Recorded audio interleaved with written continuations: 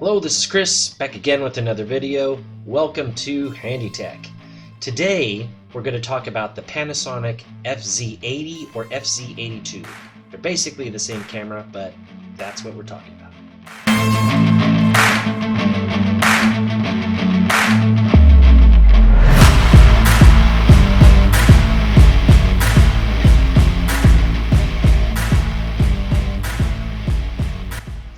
Okay, so I hope you like these shots. I just got this camera, so I'm still learning about all the different features it has.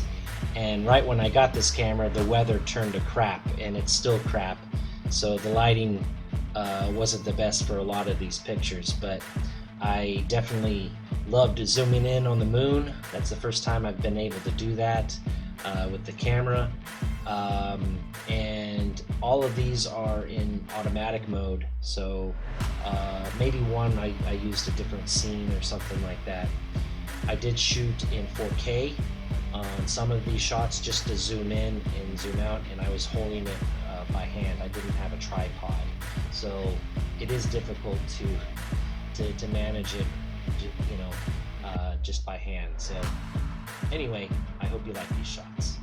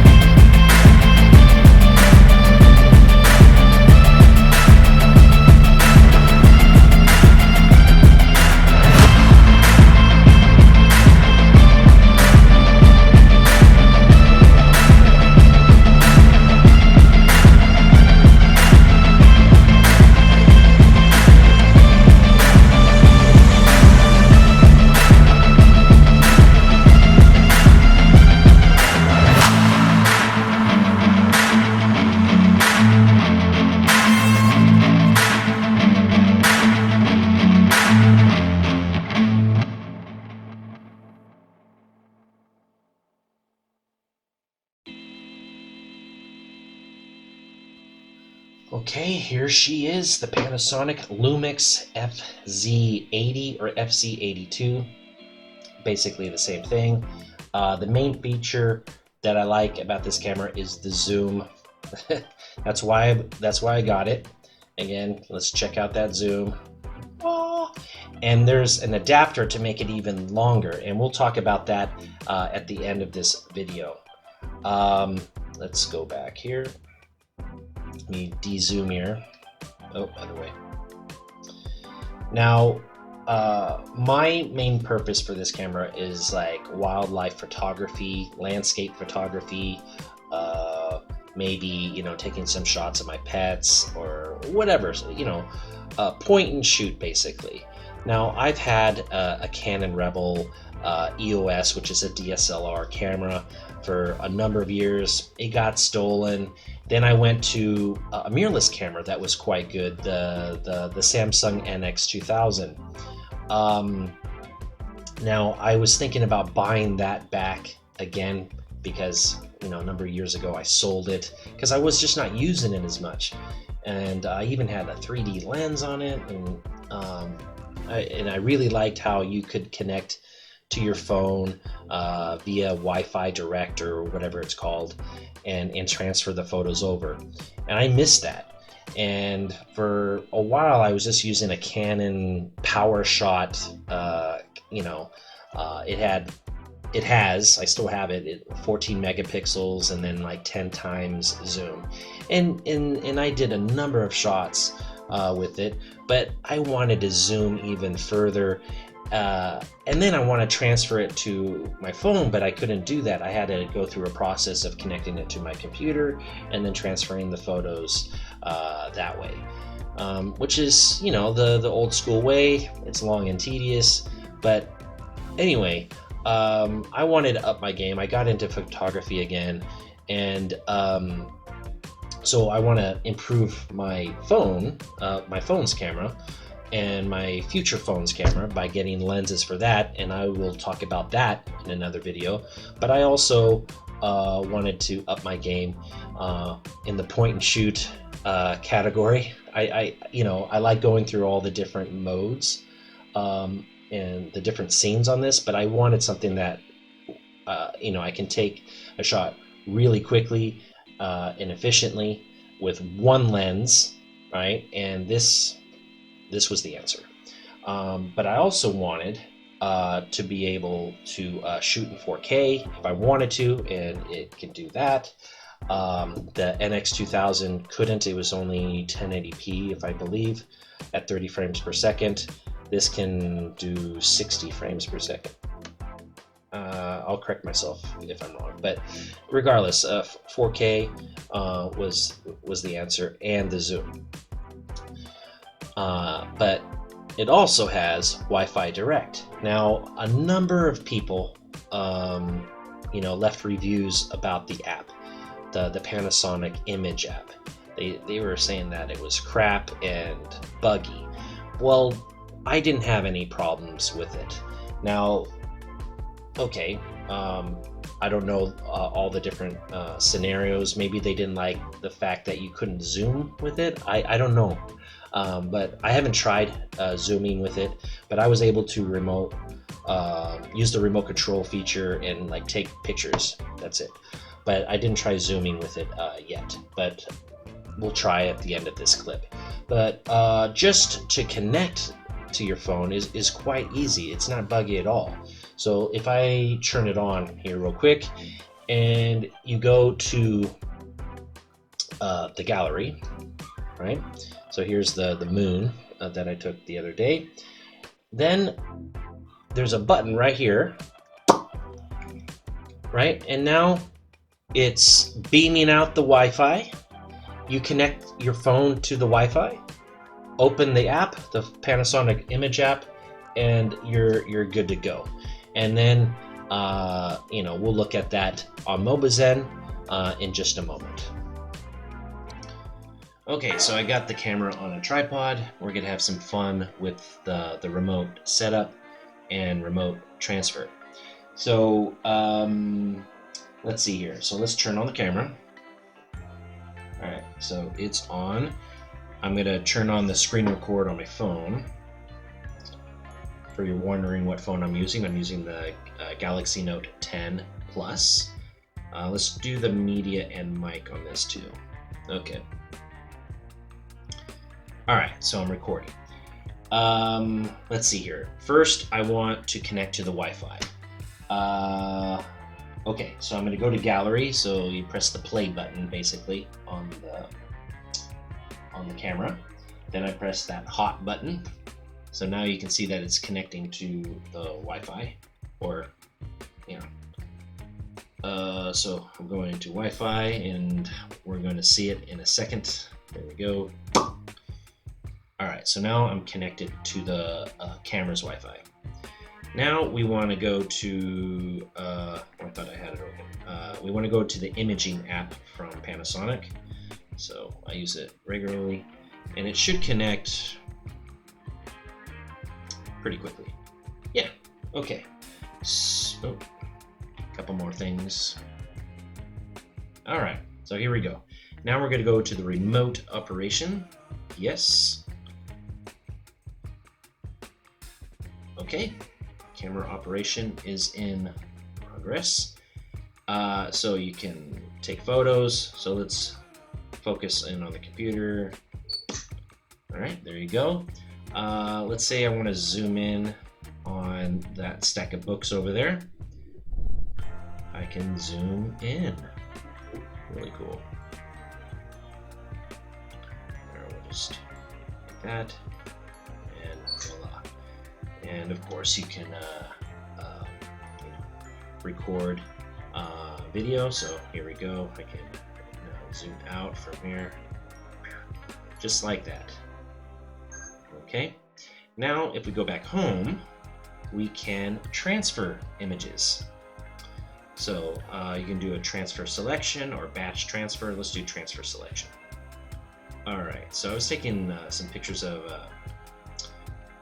some flowers, and I like this one. Let's see. I was taking a picture of this flower, and here was this, wasp, or a wannabe wasp. Maybe it was a fake wasp. It just had the colors just to, fake any predators that were out there.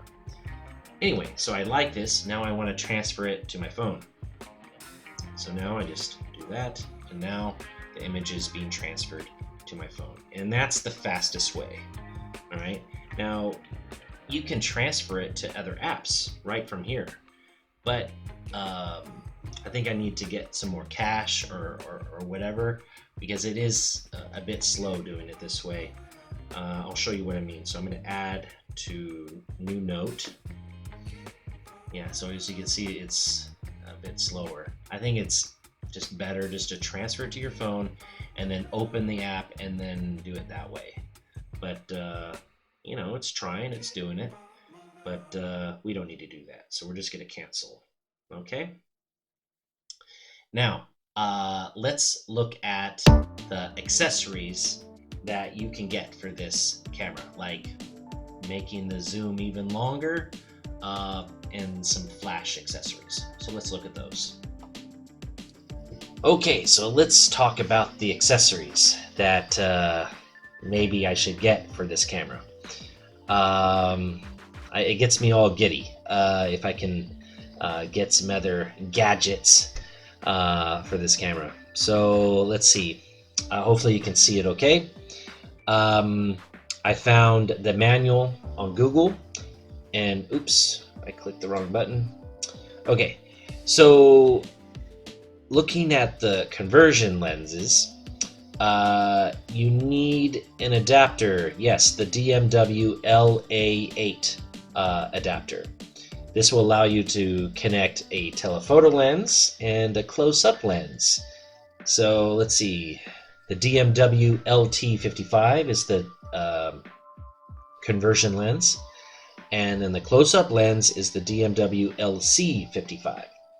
Now, I looked these up on eBay, and there's an LT55E, and I don't think that's the right one. I found a used one for, let's see, I don't remember. I found a used one for $135, the telephoto lens.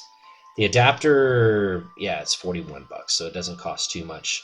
And then the close-up lens is 100 bucks. I don't know if I'm going to get that. It is new though, but the one I found is from Japan, so it might take a bit.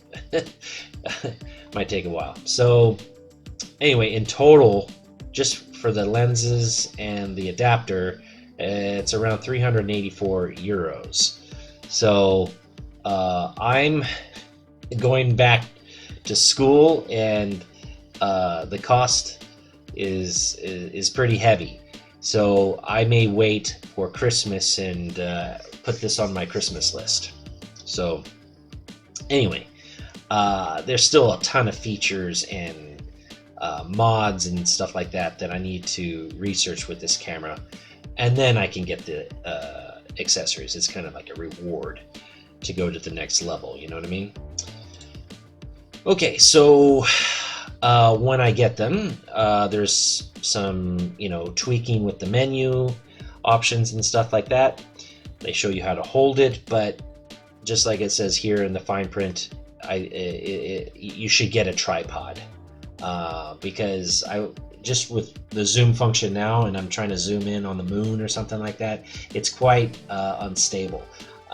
It's better to use a tripod or a gimbal, and I'm looking for the right gimbal for this camera.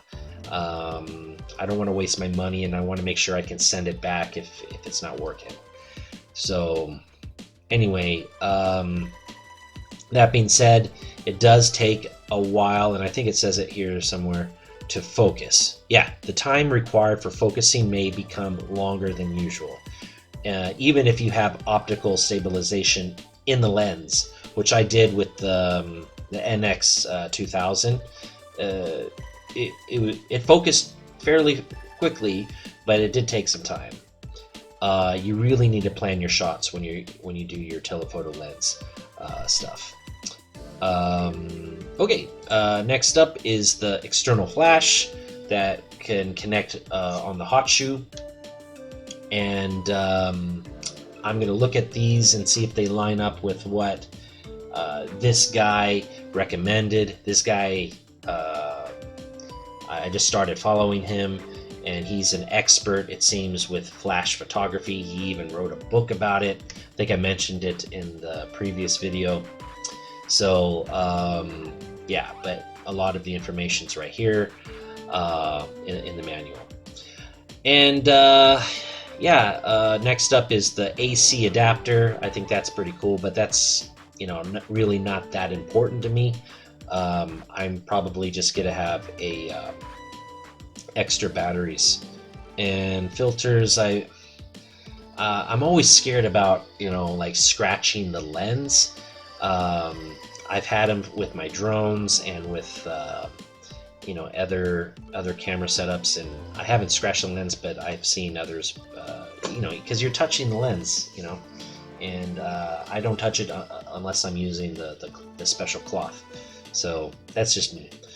Now, I almost bought the Sony WX500 before this camera, and I'm so glad that I didn't, even though that camera is really good too.